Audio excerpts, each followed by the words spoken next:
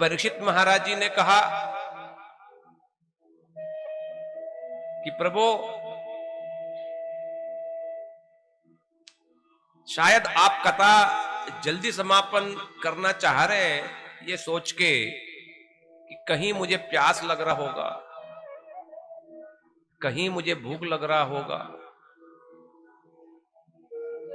तब परीक्षित महाराज जी ने कहा कि आपके मुखारविंद से निकली हुई ये कृष्ण कथामृत को पान करके मुझे न तो भूख प्यास भी नहीं लग रहा है, नींद की तो बात ही क्या है, मैं सब कुछ भूल गया।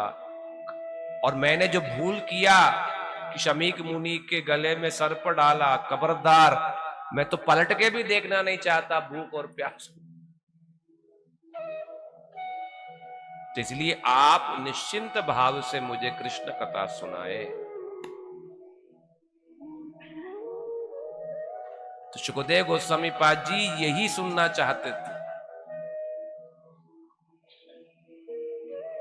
इसलिए ही बात है, श्रोता जैसा है वक्ता भी ऐसे ऐसे पोषणकारी पुष्टिकारी बातें, शास्त्र की बातें खोल के समझाते हैं। यदि सामने वाला ही सोएगा तो क्या निकलेगा? ठाकुर जी भी क्या प्रेरणा देंगे, और सामने वाला ही लेट आएगा, फिर क्या और प्रेरणा मिलेगा? और बातों में लगे रहेंगे और क्या निकलेगा? तो तब सुखदेव गोस्वामी पाद जी प्रसन्न हुए कि परीक्षित महाराज जी ने सुखदेव गोस्वामी पाद जी को तारीफ किया। परीक्षित महाराज जी ने बोला, मुनि सत्तम, आप सारे ऋषि मुनियों में आप श्रेष्ठ हैं। तो सुखदेव गोस्वामी पाद जी ने भी पलट के परीक्षित महाराज जी को तारीफ किया, बोला राज ऋषि सप्तम, आप राज ऋषियों में आप सबसे श्रेष्ठ हैं। अर्थात एक दूसरे को मान सम्मान दिया। तब सुखदेव गोस्वामी पाद जी ने बोला, मैं बहुत प्रसन्न हूं। क्यों? क्योंकि कृष्ण कथा सुनने में आपके भीतर रति जग गया है। रति का मतलब अब देह दैहिक स्मृति नहीं है। खाना पीना सोना थक जाना बाथरूम आदि ये कुछ भी अभी आपको ये सब चीज परेशान कर नहीं रहे। आपका चित्त एकदम लगातार एक ही विषय पर टिका हुआ है, कृष्ण कृष्ण कृष्ण कृष्ण। कौन है, कैसे हैं, क्या किया, इन्हीं सब चीजों में ही जो है ये मन चित्त लगा हुआ है।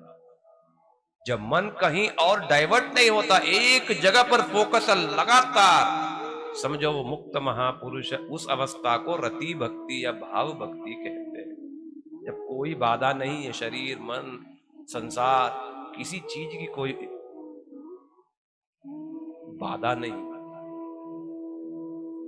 मैं आपसे बहुत प्रसन्न हूं, मैं यही तो सुनना चाहता था, मैं यही तो देखना चाहता था। और उन्होंने तब बताया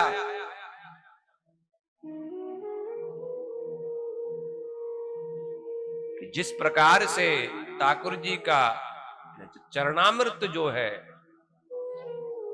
3 प्रकार के लोगों को पवित्र कर देता है। मतलब ठाकुर जी से जो धोकर के चरणामृत जो लेता है, चरणामृत जो देता है, तो चरणामृत जो पीता है, जिस प्रकार से तीनों प्रकार के लोगों को ये पावन कर देता है, ठीक वैसे ही श्रोतॄन पुनांति च, 3 प्रकार के लोगों को मतलब जो भी आपने प्रश्न किया, तो प्रश्न करने वाले को, प्रश्न का जवाब देने वाले वक्ता को, और ये दोनों की बातों को सुनने वाले अन्य श्रोताओं को आपकी ये प्रश्न पावन कर देता है। तो इसीलिए ये कृष्ण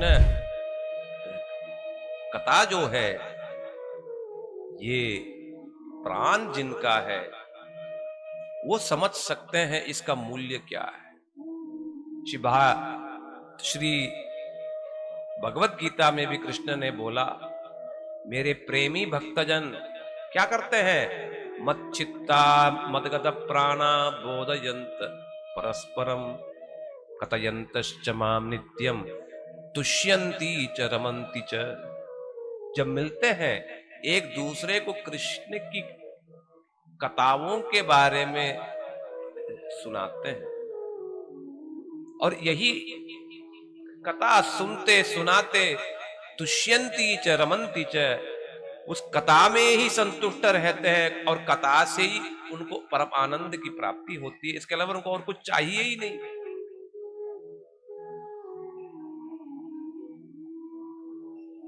सचमुच में जीवन का सार कृष्ण कथा कान के द्वारा सुनना ही इस जीवन का सार है। ज्यादातर लोगों को समझ में नहीं आता है, ज्यादातर लोगों को समझ में नहीं आता कि सुनूं कि लिखूं कि माला जपूं कि दूसरों के कपड़ों को देखूं, दोष देखूं, या कौन आ रहा कौन जा रहा ये देखता रहूं, क्या करूं क्या ना करूं समझ आता नहीं। कि तो सारा कुछ छोड़ करके एक मन के साथ अपने कान के द्वारा सुनना ही इस मनुष्य शरीर पाने का लक्ष्य है, सार्थकता है। तब क्या होगा, तब वक्ता की जो भावना है वो भावना तब ट्रांसफर होगा।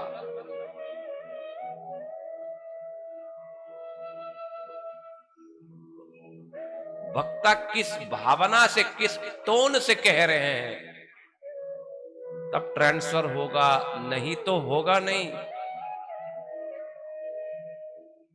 केवल जानकारी मिलेगी बस, और जानकारी तो किताब से भी मिल जाएगा, किंतु उन बातों के पीछे भावना क्या है वो कहां से मिलेगा। वो गुरु परंपरा से मिलेगा। परंपरा, इसी का नाम है परंपरा, यही गुरु की संपत्ति है।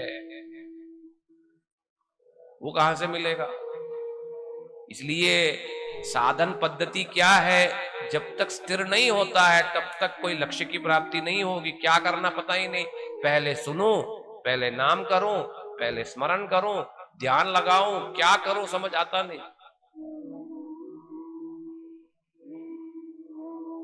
किंतु श्रेष्ठ जो महापुरुष लोगों ने सिखाया, सुनते समय ध्यान दे के सुनो, सुनने के बाद माला जपते जपते सुनी हुई विषय को मन में लाओ, चीजों को समझो, समझने के बाद उन विषयों का कीर्तन करो, दूसरे को सुनाओ। कोई नहीं है तो पति है, पति नहीं तो पत्नी है, या कोई नहीं बच्चे ही है। और इस प्रकार कीर्तन करते करते जो विषय सुना वो धीरे धीरे स्मरण आने लग जाएगा।